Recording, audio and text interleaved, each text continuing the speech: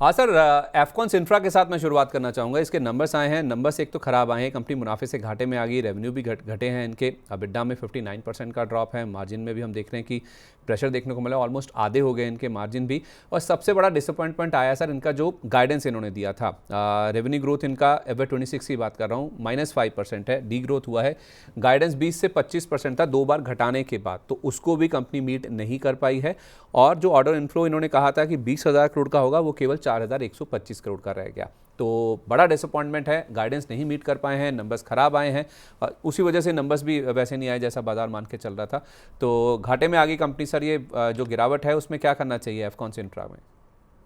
Sir Afcons में नीचे 292 पे गैप फिल हुआ है और वीकली चार्ट पे 4 हफ्ते की इनसाइड बार थी। और आज के सेशन में मदर बार के लो के नीचे खुले हैं और वापस मदर बार के अंदर आ चुके हैं। तो अगर क्लोजिंग 305 के नीचे होती है तो खराब है, अगर 313 315 के ऊपर होती है तो मदर बार का लो स्वीप है, मदर बार का हाई 366 टारगेट खुल जाता है। आइडियली मैं स्टॉक को अवॉइड करके चलूंगा। मेरे को मतलब ट्रेड बन तो रहा है लेकिन मेरा इंटरेस्ट नहीं है इसको ट्रेड करने में, क्योंकि खराब न्यूज, अर्निंग्स और सारी चीजें एक साथ हो गई हैं। ये बिना न्यूज के ये स्वीप हुआ होता तो मैं बिल्कुल तुरंत लॉन्ग कर रहा होता। तो अभी मैं और 5-7 सेशन देखना पसंद करूंगा, उसके बाद जाके कहीं बाइंग में इंटरेस्ट आएगा। इसके साथ साथ 2 दिन पहले एक अपडेट डिस्कस कर लेते हैं। प्लीज कल सर। के सेशन में आपको याद होगा 28,114 के ऊपर हमने डिस्कस किया था कि सीनेक्स आईटी बाई करके चलना है। आईटी बीज आप बाई कर सकते हैं। 1,000 पॉइंट की अपमूव मिलेगी, 1,000 पॉइंट से ज्यादा 1,500 पॉइंट की अपमूव आपको खड़े खड़े मिल चुकी है, जिसमें 1,200 पॉइंट की तो आज ही मिल रही है। तो 28,114 से पहला टारगेट 29,135 कंप्लीट हो गया है। दूसरा टारगेट स्विंग हाई था 29,646, 29,600 का हाई बना है। बट अभी भी मेरे को 50 डे मूविंग एवरेज 30,200 टेस्ट होते हुए दिख रहा है, यानी यहाँ से अभी भी 700-800 पॉइंट की अपसाइड है। तो अगर आईटीबीज लिया है तो बने रहिए, 50 डे मूविंग एवरेज 30,200 पे वहां पे बुक कर लीजिएगा। दूसरा सर, फ्राइडे को आप नहीं थे तब विशाल मेगा मार्ट हमने डिस्कस किया था। वीएमएम 121 निकले तो बाई करना है। आज डिसाइसिवली ठीक ठाक निकल रहा है तो वीएमएम आई बिलीव बाई कर चुके होंगे आप लोग। दूसरा एक वेल्सपन लिविंग 136 रुपए पे डिस्कस किया था, 141 का हाई बना है, 143 का टारगेट था, बुक कर लेना चाहिए या एटलीस्ट आधा तो बुक कर ही लेना चाहिए।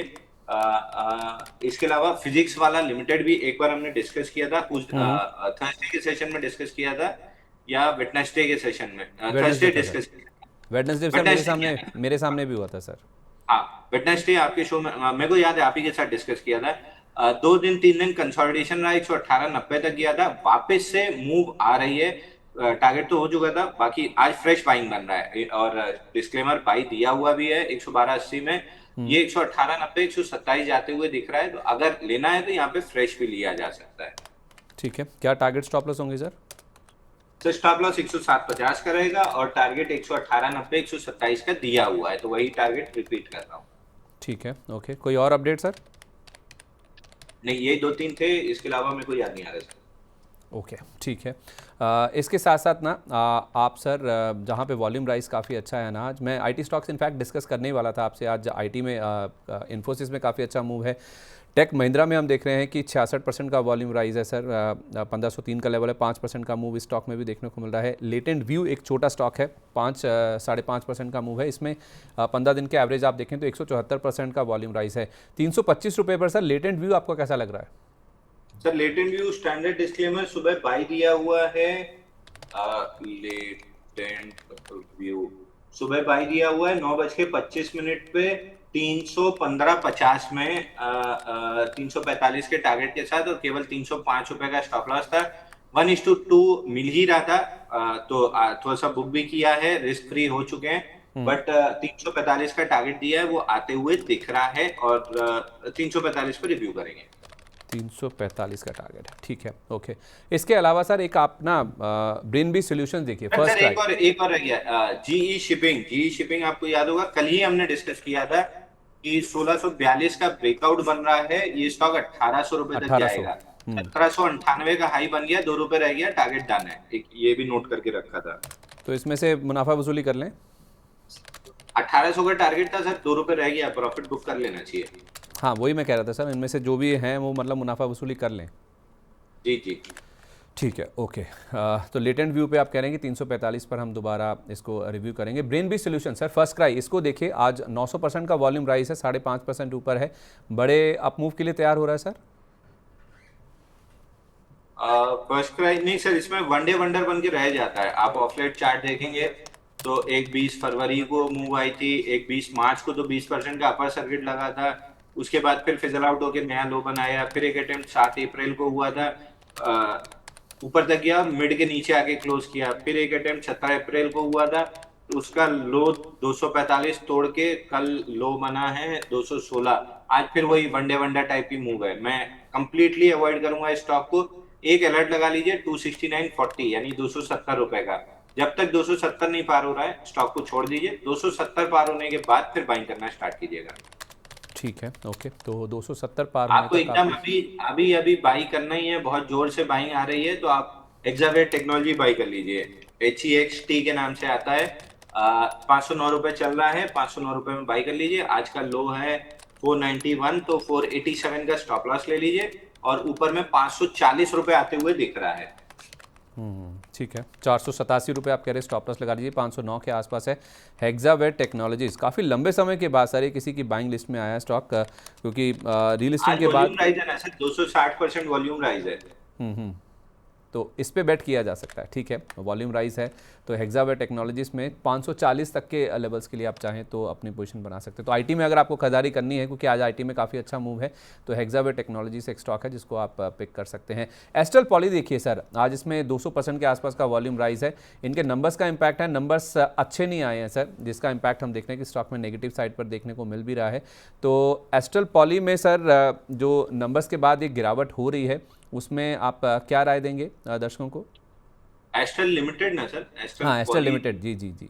सॉरी जी, एस्ट्रल लिमिटेड में ब्रेकआउट फेल हो गया सर। 1580 का ब्रेकआउट था, मल्टीपल अटेम्प्ट उसके ऊपर किए, बट अब फाइनली आज 1509 टूटा है, तो ब्रेकआउट फेल कंफर्म हो गया। लिक्विडेशन में 1336 रुपए का प्रिसाइज बता दे रहा हूँ। 21 जनवरी 2026 का लो 1332 रुपए 90 पैसा, ये लिक्विडेशन का आपका टारगेट है। एक दो स्टॉक्स और जो कि वॉल्यूम बेस्ड बाइंग दिख रही है सर, दीपक फर्टिलाइजर देखिए 4% ये स्टॉक ऊपर है, वॉल्यूम अच्छे खासे हैं इसमें, 1322 के आसपास, ये कैसा लग रहा है? ब्रेकआउट बना रहा है लेकिन बनते बनते रह गया। 1360 के ऊपर ब्रेकआउट कंफर्म होगा, 1420 रुपए का टारगेट रहेगा। ठीक है, एक आखिरी स्टॉक है सर, BLS इंटरनेशनल, इसको भी देखिए आज इसमें भी वॉल्यूम अच्छा खासा है, 260 261 के आसपास है, 2.5% का अप मूव है सर। इसमें थोड़ा सा हल्का हुआ है ऊपर से। BLS इंटरनेशनल सर डिप्स पे लिया जा सकता है, जो हाई लेवल से थोड़ा करेक्शन आया। मैं अवॉइड करूंगा सर। बाइंग क्लाइमेक्स वाला स्टॉक है, 457 पे बाइंग क्लाइमेक्स हुआ था, और बाइंग क्लाइमेक्स का आखिरी टारगेट 148 है। मैं तो कंप्लीटली अवॉइड करके चलूंगा इस स्टॉक को। चलिए सर, बस जाते जाते मुझे तेजस नेटवर्क्स पे आपकी राय दीजिए, फिर से आज 5.5% ऊपर है सर, वॉल्यूम बेस्ड बाइंग दिख रही है। ये तेजस नेटवर्क पे सर आपने एक बार पहले भी राय मांगी थी, मेरे ख्याल से ये था थर्सडे 7 मई को, 7 मई थर्सडे, जब ये स्टॉक चला था 15%, तब भी हमें डिस्कस कर रहे थे 529 ये मेजर रेजिस्टेंस है, नहीं क्रॉस हुआ तो 50 डे मूविंग एवरेज 432 टेस्ट होगा। कल 432 पे हैमर बना है। आज रिवर्सल कैंडल है, प्रीवियस और उसके पहले मतलब परसों और कल दोनों, फ्राइडे और मंडे दोनों का हाई क्रॉस होके चल रहा है। 460 के ऊपर अगर क्लोज करता है तो morning star candle formation confirm हो जाएगा। 492 528 का वापस टारगेट खुलेगा। मेरा इंटरेस्ट नहीं है इस ब्रेकआउट को प्ले करने में, मेरा इंटरेस्ट तभी आएगा जब ये 530 के ऊपर डिसाइसिवली टिकने लगे, उसके पहले तो मैं नहीं करूंगा स्टॉक। मतलब 530 से पहले ये टच में नॉट है? हाँ, 530 के बाद फिर आप आराम से ट्रेड करेंगे तो आपको मल्टीपल टारगेट्स हैं। 572 आएगा, फिर स्विंग हाई जो है 647 आएगा, बट जो टारगेट्स हैं मतलब 530 के ब्रेकआउट ले लेने दीजिए, उसके बाद डिस्कस करेंगे। क्योंकि अभी सुन के आप अभी ले लेंगे कि ये 30-40 रुपए भी 50 रुपए क्यों छोड़ना है, जबकि सस्ता लेंगे तो सस्ता बिकेगा, महंगा लेंगे तो महंगा बिकेगा। कभी भी सस्ता लेने की कोशिश नहीं करनी है। चलिए ठीक है, बहुत शुक्रिया आपका सर अपना कीमती समय देने के लिए। जिन भी स्टॉक्स पर बातचीत हुई है, चर्चा हुई है, उनमें कोई डिस्क्लेमर? ऐसा कोई भी स्टॉक मेरे पर्सनल पोर्टफोलियो में नहीं है। इंडेक्स स्टॉक जो भी डिस्कस हुआ है, बट कंपनी क्लाइंट दर्शकों के पास हो सकते हैं, बट किसी तरह का कोई कॉन्फ्लिक्ट ऑफ इंटरेस्ट नहीं है।